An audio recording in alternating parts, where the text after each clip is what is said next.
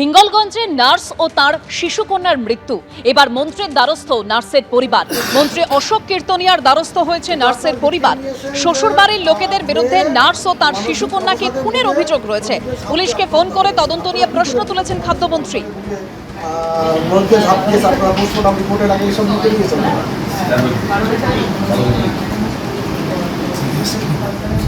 দীর্ঘদিন যাবত নার্সে ডিউটি করে গেছে, বনগা মানুষকে পরিষেবা দিয়ে গিয়েছেন।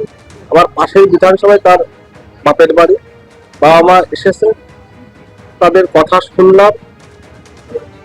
পুলিশকে যেটা ন্যায্য রেজিস্ট্রেশন দেওয়া সেটা রেজিস্ট্রেশন দিলাম, এবং এটা আমি পরিষ্কার করে বলে দিলাম, পুরোনো দিন না, হিঙ্গলগঞ্জ সন্দেশখালী গেলে পুরোনো দিনে জমানা ট্রেন আসে।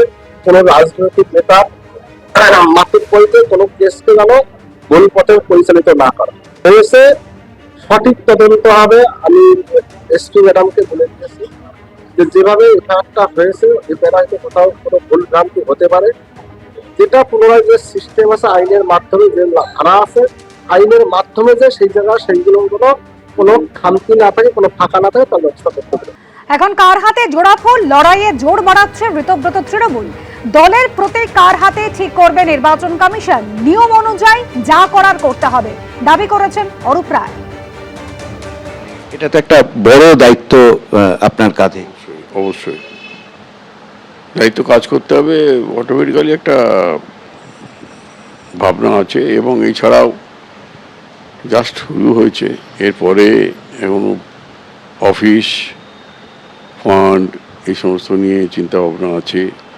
আপনাদের কি নতুন করে সংবিধান আপনারা তৈরি করবেন? দলের যে গঠনতন্ত্র, সংবিধান যেগুলো সব থাকে, যা নিয়ম অনুযায়ী যা করার করতে হবে। দলের নাম কি তৃণমূল কংগ্রেসে থাকবে? আশা করা যায়। আর প্রতীকের ব্যাপারটা কি হবে? সেটা নির্বাচন কমিশন ঠিক করবে। এখন একটা কমিটি তৈরি হয়ে গেল যেখানে মমতা বন্দ্যোপাধ্যায় নেই। হ্যাঁ, কমিটি তৈরি হয়েছে, কমিটি তৈরি করেছে আমাদের নেতৃবৃন্দ। আপনি তো নেতৃবৃন্দ না, কমিটি তৈরি করেছে, তাই তো আমি নেতৃবৃন্দ, একা নেতা নয় তো, আরও অনেকেই আছে এর সঙ্গে। তারা সকলে মিলে কমিটি তৈরি করেছে, একটা কমিটি তৈরি করেছে। অল ইন্ডিয়া তৃণমূল কংগ্রেস তৈরি হয়েছে, ওয়ার্কিং কমিটি তৈরি হয়েছে, সেটা নির্বাচন কমিশনের কাছে পৌঁছেও গেছে।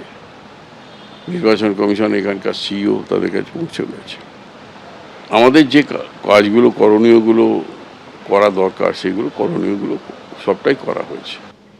বিদ্রোহীরা যখন নিজেদের আসল তৃণমূল বলে দাবি করছেন, তখন তাদের পাল্টা আক্রমণ শানাচ্ছেন মহুয়া মৈত্র এই বলে এরা হচ্ছে কলঙ্ক।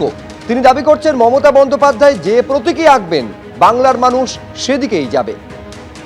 যে মহিলা কংগ্রেস থেকে কংগ্রেসের সুদিনে বেরিয়ে 34 বছর লড়াই করে নিজের সিম্বলে সরকার করে 15 বছর মুখ্যমন্ত্রী থাকতে পারে, সে মহিলা আরেকবার সিম্বল করে ওই 2,60,00,000 ভোট যেটা জোড়া ফুলে পড়েছিল, এরা একটাও জাভেদ খানের ভোট নয়, ঋতব্রতর ভোট নয়, আর ববি অরূপের ভোট নয়। এরা একেবারে কলঙ্ক। এটা মমতা ব্যানার্জির ভোট। মমতা ব্যানার্জি যেই সিম্বলই আঁকবে, বাংলার মানুষ সেই সিম্বলেই যাবে। Symbol is not the big news. বলে বুঝতে পারছেন যে আসল তৃণমূলের দাবি দুপক্ষ সমানভাবে করে চলেছে, এবং তা নিয়ে দড়ি টানাটানি যত দিন যাচ্ছে তত তীব্র থেকে তীব্রতর হচ্ছে। আর তা নিয়ে রাজ্যের পুরমন্ত্রী কি বললেন আজ শুনুন। দ্বন্দ্ব কি? আমরা নিজেরা কনফিউজড, বিধানসভার মধ্যে আমরা কনফিউজড। সংবিধান আছে, ইলেকশন কমিশনের রুলস আছে, সেই রুলস মেনে যার প্রতীক, যার কাছে বেশি সংখ্যা সে পাবে কিনা, কি যে ফাউন্ডার মেম্বার সে হবে কিনা, তার পাশে কোনো লোক নেই সে হবে কিনা, সেটা তাদের ব্যাপার। কিন্তু কনফিউজড আমরাও, শুধু রাজ্যের মানুষ কনফিউজ তা নয়। আমরা চিরকালই ধরেছি বা চেয়েছি একটা স্ট্রং অপোজিশন হবে। Suvendu Adhikari LOP leader of opposition থাকার সময় যে স্ট্রং অপোজিশন ছিল, উনি দেখিয়ে দিয়েছেন। ওনার নেতৃত্বে আমরা যে লড়াইটা করেছি, বিধানসভার মধ্যে কি বিধানসভার বাইরে, আপনারাও দেখেছেন। কিন্তু এখন যে অপোজিশন হয়েছে, আমরা জানি না কোনটা অপোজিশন।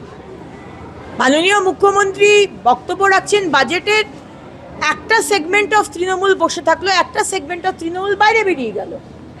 কেন বাইরে বেরোলো, আরেকজন কেন বসে থাকলো, আমরা টোটালি কনফিউজড। এবিপি আনন্দ, এগিয়ে থাকে, এগিয়ে রাখে।